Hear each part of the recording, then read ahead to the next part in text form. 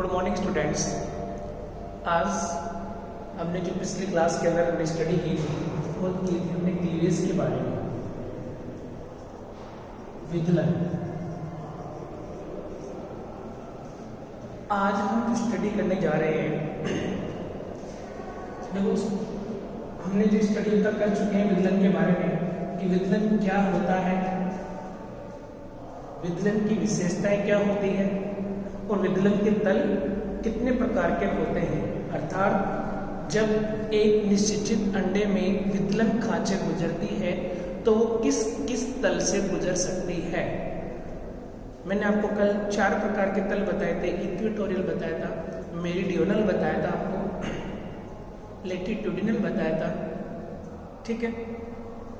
कई प्रकार के तल थे, जैसे विषुवत रेखीय था, एक अक्षांशीय है, एक रेखांशित था, एक मेरीडियोनल था। तो कई प्रकार के तल हैं। तलों के यानी विदलन होने के बाद में जो कोरक खंड बनते हैं, यानी जैसे ये अंडाणु है, ये अंडा है, निश्चित अंडा है, इसमें ये विदलन के फलस्वरूप जो कोरक खंड बन रहे हैं इन्हें हम क्या बोलते हैं, कोरक खंड।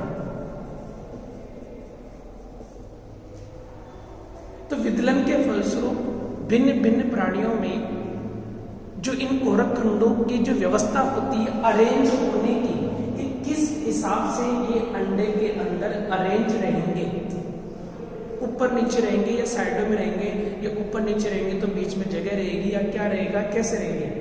तो उस प्रक्रिया को बोलते हैं हम pattern of cleavage, pattern of cleavage, यानी विदलन के प्रतिरूप, इसे बोलते हैं विदलन के प्रतिरूप, ठीक है। अब देखो भिन्न भिन्न प्राणियों में इन कोरक खंडों का जो अरेंजमेंट है, जो व्यवस्था है, वो अलग अलग प्रकार से होती है। तो हम यहाँ पर अपने जो पाठ्य पुस्तक है उसके अंदर जो विदलन के प्रतिरूप दे रखे हैं वो लगभग 3 प्रकार के दे रखे हैं कि किस 3 प्रकार से ये कोरक खंड अपना अरेंजमेंट करते हैं, अपनी व्यवस्था यानी एक अपने हिसाब से ये अरेंज होते हैं। तो जो सबसे पहले दे रखा है वो दे रखा है पैटर्न ऑफ क्लीवेज में। जो सबसे पहला पैटर्न ऑफ क्लीवेज है वो दे रखा है, वो है रेडियल। कौन सा है? Radial cleavage. इसे हम अरीय विदलन भी कहते हैं। क्या बोलते हैं इसको? अरीय विदलन। देखिए, जब विदलन खांचे एक दूसरे को 90 डिग्री के कोण पर काटती है और सभी की सभी केंद्र बिंदु से गुजरती है, अंडे के केंद्र बिंदु से। जैसे ये अंडा है, इस अंडे का ये केंद्र बिंदु है। प्रथम विदलन खांच अगर ये गुजरी है, केंद्र बिंदु से गुजरी है, और द्वितीय अगर खांच अगर इसके 90 डिग्री पर काटती है, ये कोण कितने डिग्री का है?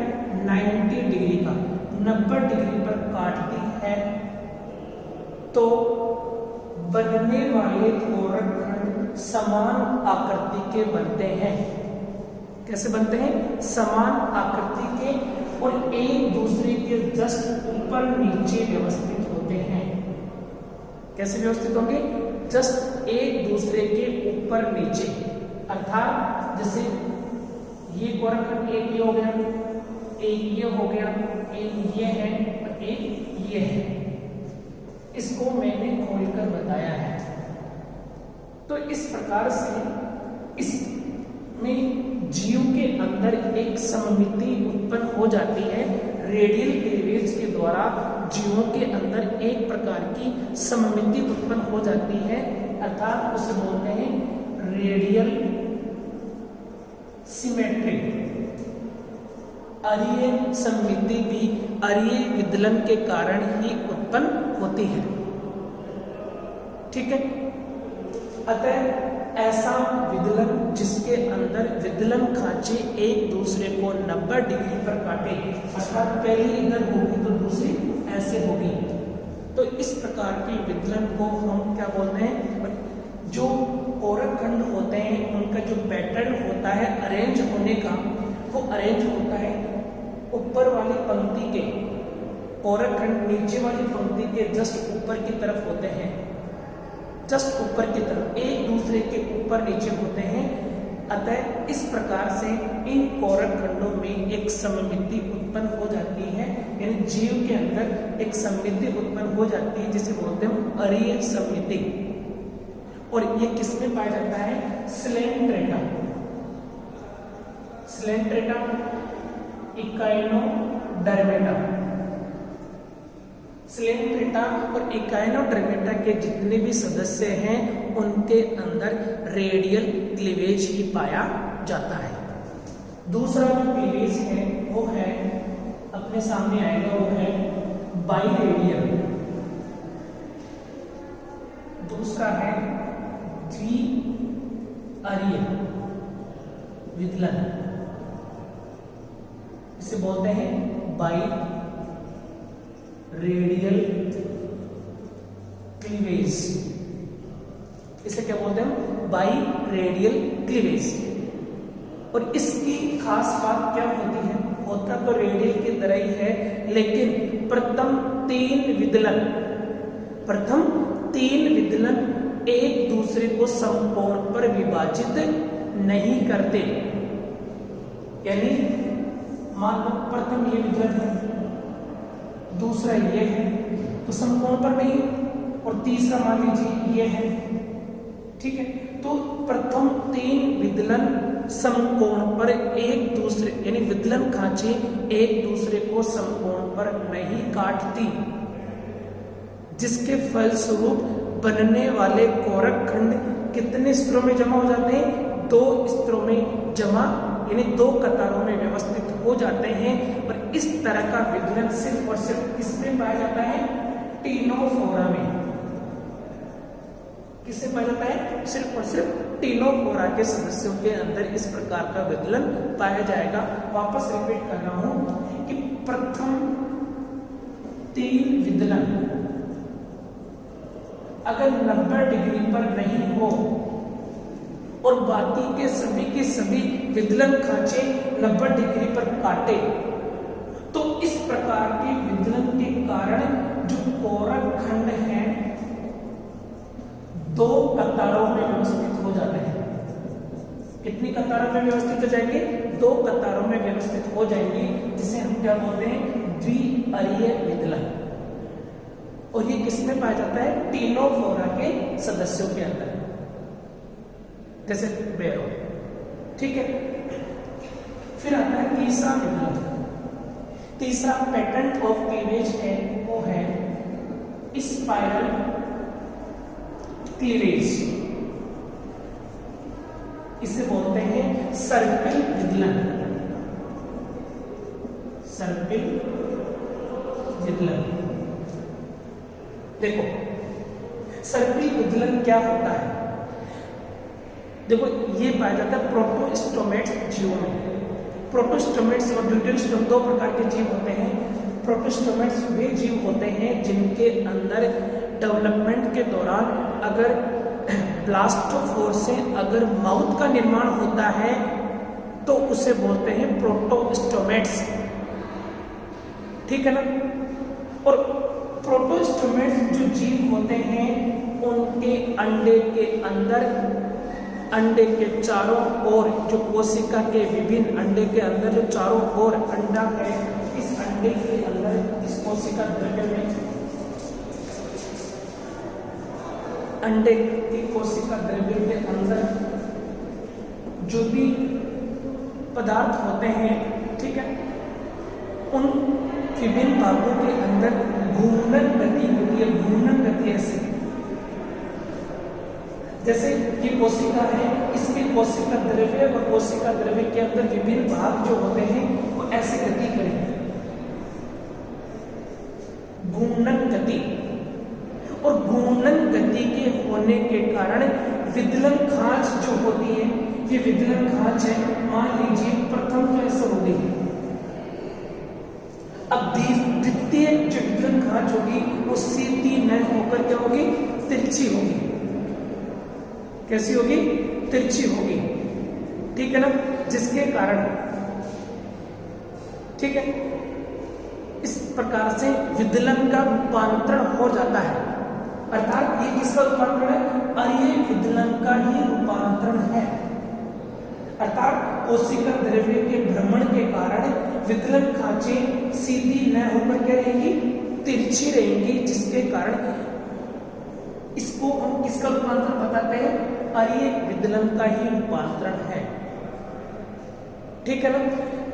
इसमें घूर्णन गति के कारण निचले स्तर में पाए जाने वाले कोरक खंड ऊपर वाले कोरक खंडों के ठीक नीचे उपस्थित न होकर, ठीक नीचे उपस्थित न होकर मध्य में उपस्थित होते हैं। यानी जैसे ये कोरक खंड है और ये कोरक खंड है, होना क्या चाहिए कि दूसरा कोरक खंड अरे विदलन में यहाँ पे होना चाहिए, लेकिन इस पैटर्न में क्या होता है, ये कोरक खंड इनके बीच में आकर स्थापित हो जाता है। कहां पर आकर स्थापित हो जाएगा, बीच में आकर स्थापित हो जाता है, जिसके कारण इसमें आर्य सममिति न उत्पन्न होकर कौन सी सममिति उत्पन्न हो जाएगी, द्विपार्श्व सममिति, अर्थात इसको सिर्फ एक ही तरीके से दो भागों में बांट सकते हैं, ऐसे। और इस प्रकार का विदलन किसमें पाया जाता है, एनेलिडा में, मोलस्का में, रोटीफर्स में और प्लेरिनेरियंस में पाया जाता है। अब सर्पिल विदलन भी दो प्रकार का होता है। कैसा होता है, कितने प्रकार का, दो प्रकार का। अब दो प्रकार का किस प्रकार से होता है कि ये जो कोशिका द्रव्य है उसमें जो भाग है वो किस प्रकार से गति कर रहे हैं, दक्षिणावर्त कर रहे हैं या वामावर्त कर रहे हैं, इसके आधार पर भी विदलन कितने प्रकार का है, दो प्रकार का विदलन होगा। पहला है दक्षिणावर्त सर्पिल विदलन। इसमें होगा कि इस प्रकार के सर्पिल विदलन के अंदर, ठीक है, जो कोरक खंड बनेंगे, कोरक खंडों का घूर्णन दक्षिणावर्त प्रकार का होता है। किस प्रकार का होगा, दक्षिणावर्त। इसे बोलते हैं राइट हैंडेड क्लॉकवाइज, यानी कोरक खंड ऐसे घूमेंगे क्लॉकवाइज, इसे बोलते हैं दक्षिणावर्त सर्पिल विदलन।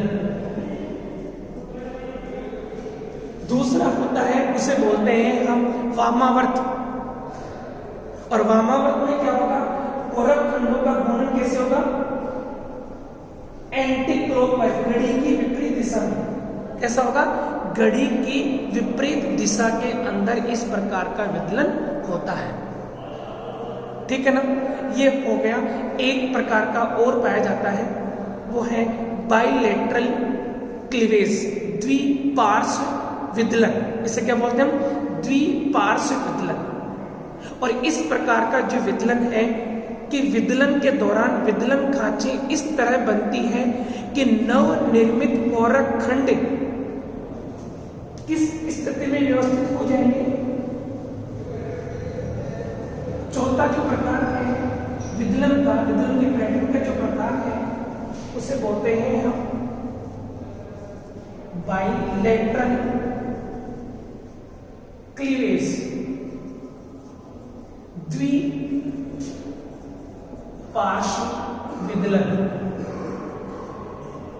ऐसा विदलन जिसके अंदर विदलन खांचों के फलस्वरूप बनने वाले कोरक खंड द्विपार्श्व सममिति में व्यवस्थित हो जाते हैं। अरेंजमेंट ऑफ द ब्लास्टोमियर, यानी कोरक खंडों का जो अरेंजमेंट होता है, व्यवस्था होती है, वो कैसी हो जाती है, द्विपार्श्व सममिति स्थिति में वो व्यवस्थित हो जाते हैं। अर्थात इसमें दो तरह की कोशिकाएं बनती हैं, दो छोटी और दो बड़ी। इसमें इस प्रकार का अरेंजमेंट होता है, ऐसे दो बड़ी और दो छोटी। इसे द्विपार्श्व समिति क्यों कहते हैं? क्योंकि इसके अंदर अगर इसको अगर काटें तो सिर्फ एक ही रेखा से बराबर के दो भागों में बांट सकते हैं, ऐसे। इसके अलावा अगर हम ऐसे काटेंगे बराबर के दो भाग नहीं बनेंगे। अतः बनने वाले कोरक खंड द्विपार्श्व समिति में व्यवस्थित हो जाते हैं। यह विदलन भी अरीय विदलन का ही रूपांतरण है। जिस प्रकार से सर्पिल विदलन अरीय विदलन का रूपांतरण है, उसी प्रकार से यह विदलन भी अरीय विदलन का ही रूपांतरण है। ठीक है ना। और ये किस में पाया जाता है? ये पाया जाता है ट्यूनिकेट्स और एम्फिओक्सस के प्राणियों में। ट्यूनिकेट्स जो यूरोकोडेटा का सदस्य है और एम्फिओक्सस है वो है सिफेलोकोडेटा का सदस्य है, जिसे ब्रेंकियोस्टोमा या क्या नाम है, ब्रेंकियोस्टोमा या लैंसलेट के नाम से भी हम जानते हैं। ठीक है, ये तो हो गए अपने 4 प्रकार के पैटर्न ऑफ क्लीवेज, विदलन के प्रतिरूप। प्रथम था अरीय विदलन, जिसके अंदर विदलन खांचे एक दूसरे को 90 डिग्री के पर काटती हैं। बनने वाले कोरखंड समान आकृति के होते हैं और कोरखंड एक दूसरे के ऊपर वाली पंक्ति के कोरखंड नीचे वाली पंक्ति के जस्ट ऊपर की तरफ होते हैं। अतः इसमें कौन सी समिति उत्पन्न हो जाती है? अरीय समिति। दूसरा था बाइरेडियल द्विअरीय, और द्विअरीय विदलन के अंदर हम जो देखते हैं कि ऐसे जैसे टिनोफोरा के सदस्यों में पाया जाता है, टिनोफोरा के सदस्यों के अंडे होते हैं, उनके अंदर प्रथम 3 विदलन खांचे 90 डिग्री पर नहीं होती। इस कारण से कोरक खंडों की 2 कतारें बन जाती हैं। ठीक है, फिर आता है स्पाइरल क्लीवेज, सर्पिल विदलन जो अरीय विदलन का ही रूपांतरण है। लेकिन इसमें होता क्या है? विदलन खांचे सीधी न होकर तिरछी जाती है। इसका कारण क्या है? क्योंकि अंडे के अंदर जो कोशिका द्रव्य होता है इसमें गति होती है, और गति होने के कारण जो विदलन खांचे होती है, विदलन जो खंड यानी कोरक खंड होते हैं वो समान रूप से व्यवस्थित न होकर एक दूसरे के ऊपर व्यवस्थित न होकर वो कैसे अरेंज होंगे? जैसे ये हो गया, ये हो गया, और इनके बीच में आकर तीसरा कोरक खंड व्यवस्थित हो जाता है। ठीक है, तो इसे क्या बोलते हैं? सर्पिल विदलन। ये भी 2 प्रकार का होता है, क्लॉकवाइज और एंटी क्लॉकवाइज।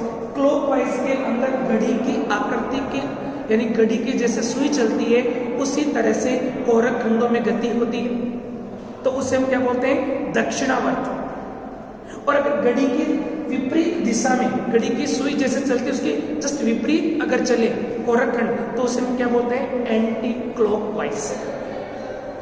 तो ये हो गए हमारे pattern of cleavage. Pattern of cleavage का मतलब है कि बनने वाले विदलन के फलस्वरूप बनने वाले कोरक खंड किस प्रकार से व्यवस्थित होते हैं, किस प्रकार से वो अंडे में अरेंज होंगे, उसे हम विदलन के प्रतिरूप कहते हैं। ठीक है,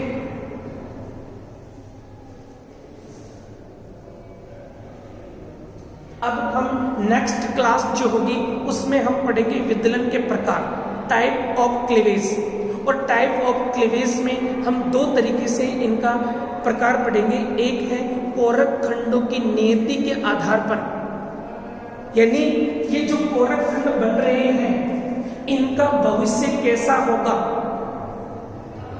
यानी ये कोरक खंड भविष्य में क्या क्या बनाएंगे, इनकी फ्यूचर कैसे निर्धारित होगा। तो नियति के आधार पर हम विदलन के प्रकार पढ़ेंगे। और दूसरा था पित्तक की मात्रा और वितरण के प्रतिरूप के आधार पर हम विदलन के प्रकार पढ़ेंगे। यानी पित्तक की मात्रा अंडे में कैसी होती है, कितनी होती है, उसके आधार पर अंडे के अंदर कैसे अरेंज होते हैं उसको हम किस में पढ़ेंगे, विदलन के प्रकार में पढ़ेंगे। तो नेक्स्ट क्लास अपनी जो मंडे को होगी उसके अंदर हम इसकी ये पढ़ेंगे। जय हिंद।